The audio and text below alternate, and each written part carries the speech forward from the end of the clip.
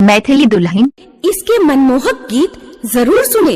यदि अच्छा लगा तो चैनल सब्सक्राइब जरूर करें।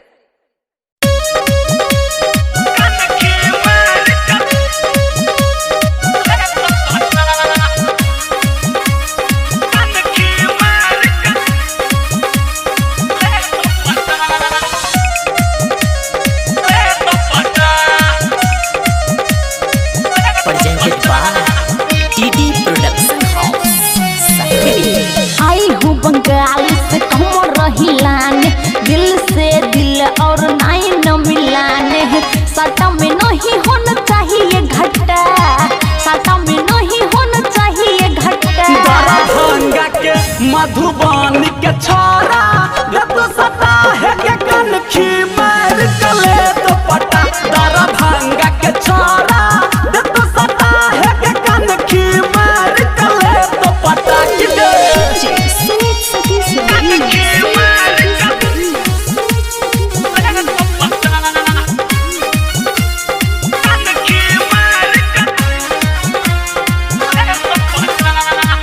नाच नाच के आज मैं बजा दूंगी 5, 16 के जवानी में भी आएगी न आँच, आएगी न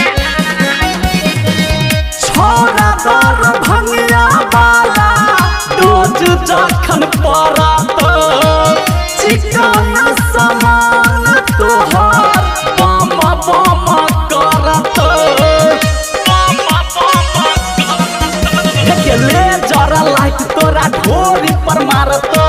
ठुमका लगा के चला दूंगी काटा, ठुमका लगा के चला दूंगी काटा। दरभंगा के मधुबनी के छोरा तो सता है के कनखी मार गले तो पटा। दरभंगा के छोरा तो सता है के कनखी मार गले तो पटा।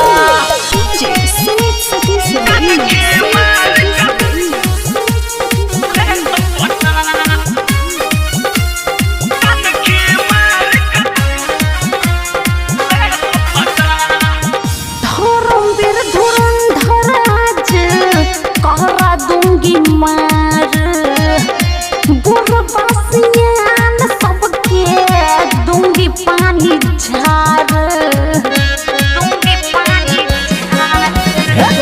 चोली पना मारी पाना 100 फेंकात। बउआ ओम प्रकाश है गे मजा खूब उठात।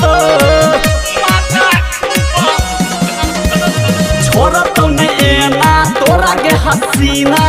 कहे चंद्रिका नाम दूंगी रटा, कहे चंद्रिका नाम दूंगी रटा। दरभंगा के मधुबनी के छोरा तो सता है के कनखी मार गले तो पटा।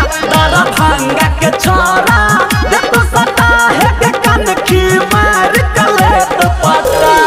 आई हूँ बंगाल से कम रहिलाने, दिल से दिल और नाई न मिलाने।